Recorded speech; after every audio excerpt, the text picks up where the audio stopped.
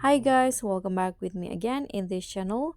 On today's tutorial, I'm going to show you how you can add a video to your Facebook post.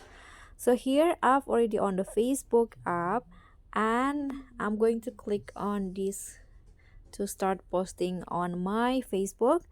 And here to easily add a video, you can just click on photo or video options here at the bottom, then just select the video from your gallery. For example, I'm going to add this videos right here.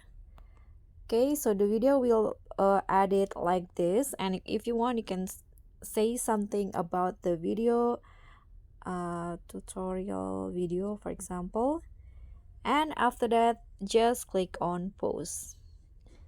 So the video will be added to the post. Let's see the result.